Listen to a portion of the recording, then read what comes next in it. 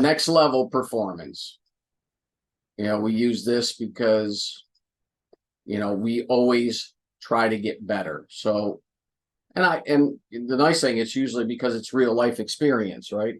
So I had a broker last week that is looking for companies that want to expand, because really what we're looking for advanced licensing is people that do want to expand their business or possibly become an acquisition of a publicly traded company. There's a couple options here, and I always say, what are we really looking to do is evaluate companies that want to expand or be acquired. So there are some factors to consider to ensure a successful beneficial deal. We suggest that you do follow protocol. Remember, I'm all about the process, right? And if you follow the process, we're looking for companies that checks the box or boxes. So when we look for companies that want to expand, what are we really looking for? Well, a lot of times it's a business that has tasted success and it's operational.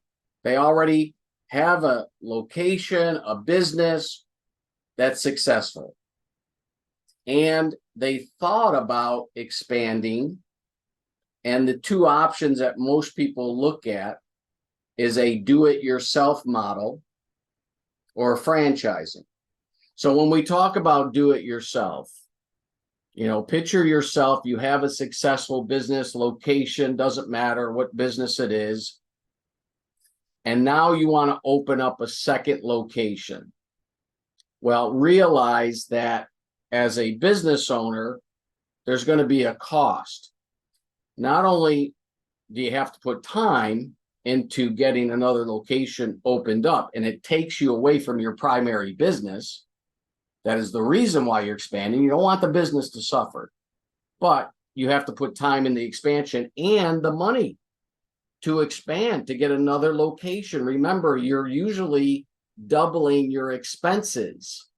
You're looking obviously to double your business, your income, but it's that initial out of pocket that could get very expensive.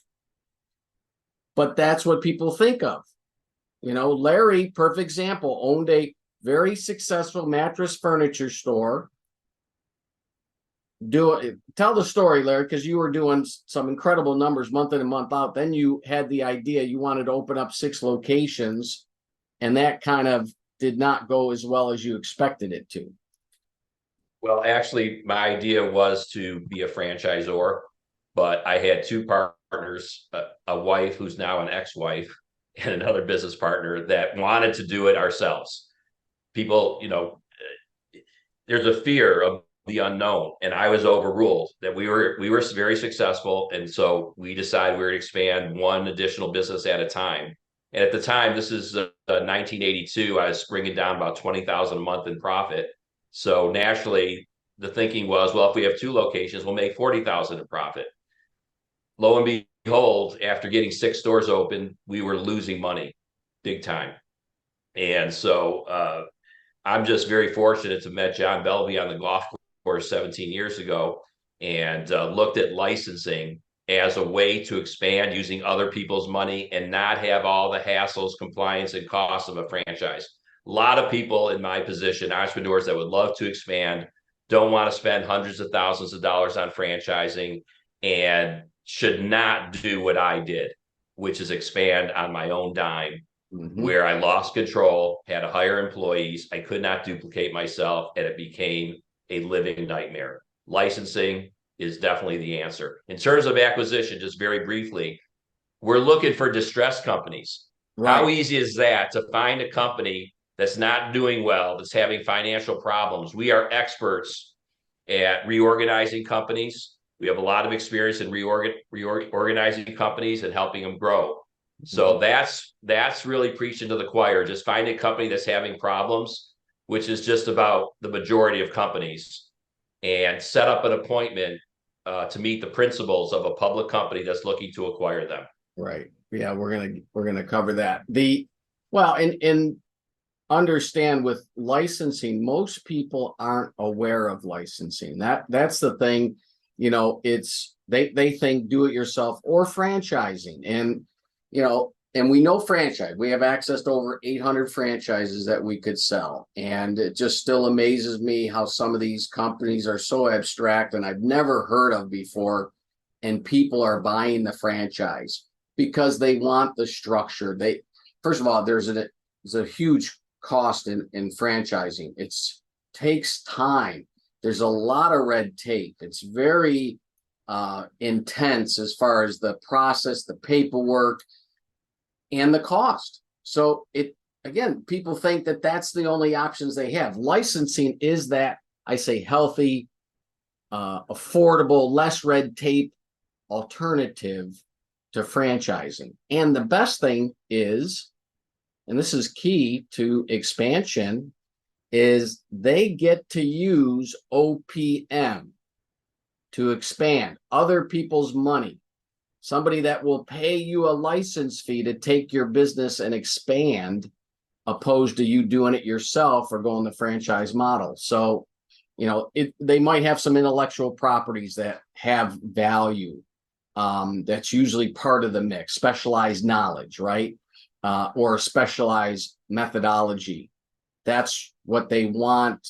That's how they're successful. That's what they want to expand. So just keep your eyes and ears open for candidates that are looking to expand. Acquisitions. Go ahead. One other thing, John, too, is entrepreneurs that have an idea. They might not even have a successful business. They have an idea for a business that they think might be successful. And that's how we got Aloha. Just some guy, Peter Trang, has an idea for a wash, dry, fold, pickup and delivery business. He didn't have any business. He just had the idea for it, paid us a consulting fee. We developed the business, and lo and behold, millions of dollars later, it's now operational. So look for entrepreneurs that have a business idea and then set up an appointment, and we could share with them how we could get involved in a national expansion program without them ever even operating, just based on the idea, as long as they have the consulting fee, because obviously your commissions are based on that consulting fee. Right. If they're broke and dreamers, that ain't going to work. You want to qualify them that they have the idea and the money. Right. There is a cost for us to take a client on, and that varies based on the business, where they are in the process. Getting somebody that has an idea that wants to get it to market. Yeah. Can it be done? Sure. We've done that more than once. We have the experience to do that. There is a cost, and there's always challenges, whether it's an existing business or just an idea and you want to expand, but you want to make sure that they're in a position where whether they're going to go franchising or do it yourself, they're going to pay the money anyways. Our consulting fee is very reasonable for what they're getting. And if it's a business that makes sense, they can get that money back very quickly. Acquisitions, to Larry's point, the company is struggling. They're undercapitalized. That's a potential company for an acquisition. So what? And all you got to ask, how's business? Oh, it's terrible. Yeah. Well, tell me a little bit about that. What do you mean? They might need a bailout. They might need, this is the lifeline that the company needs. They're on life support. We can bring the company back to life, put them under the mix, and be acquired. And some companies are looking for that. They want to focus on day-to-day operations. They just want to do business, and we want them to do that, but let's look at an acquisition to put them under our umbrella. And a lot of times just from that, and where they can focus on operations, it might be for them the best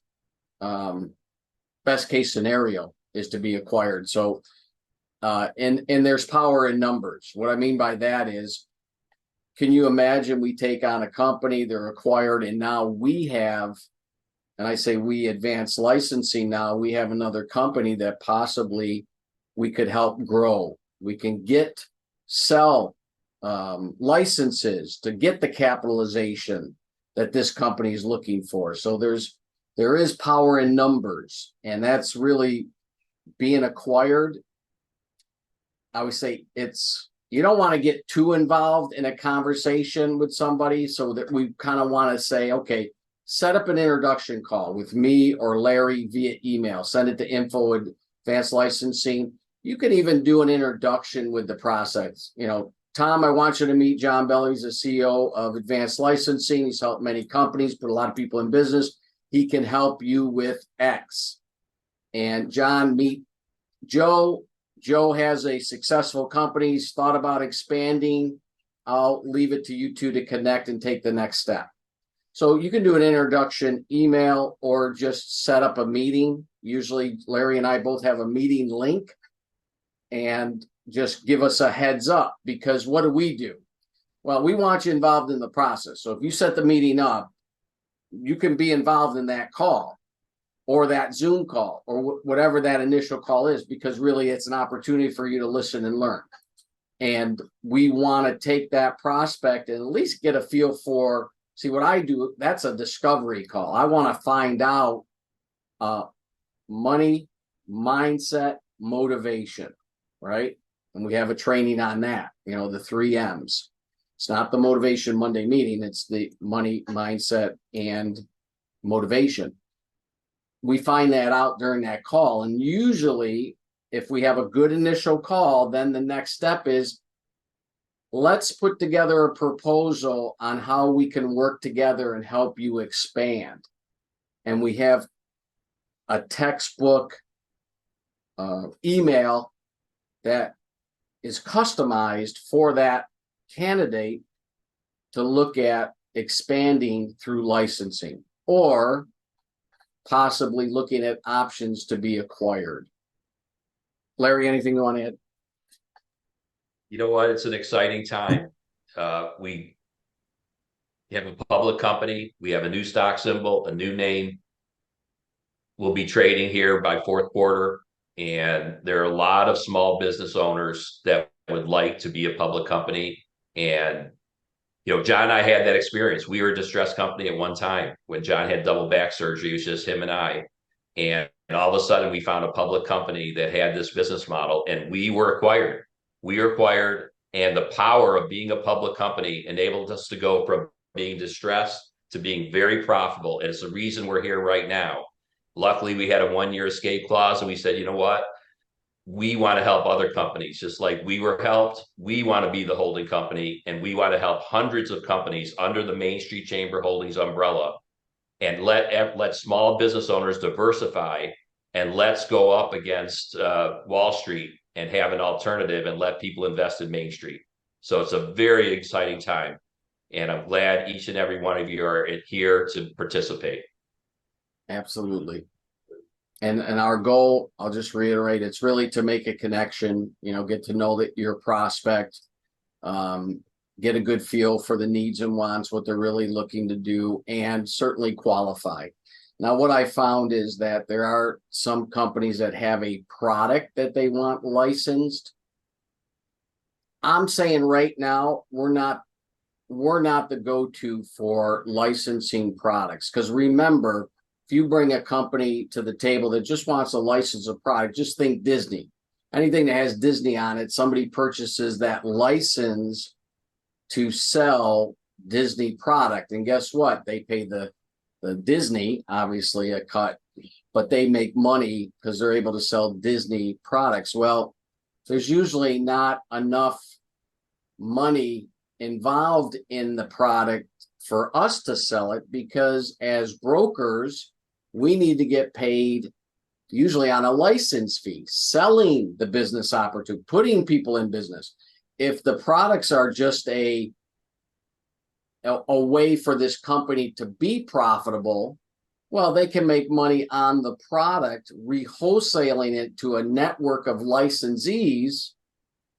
But where we're going to put our time, energy, effort, and resources is selling licenses. There's got to be money in it for the company, for the broker.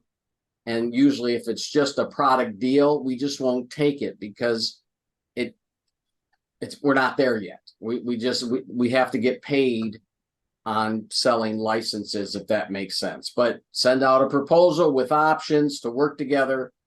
And the nice thing is you'll be copied every step of the way. So it's not, you'll see the whole process unfold firsthand and be kept in the loop every step of the way. Because remember, a couple things. When a company comes on board and pays that consultation fee, you get a commission, right? It's 100% CV. And let's say we take on this company and all of a sudden now we have a bunch of brokers that are selling this opportunity nationwide. You're getting a 2% override on every license sold, whether you sell it or not, because you brought the company to the table. It's a nice recurring revenue, right?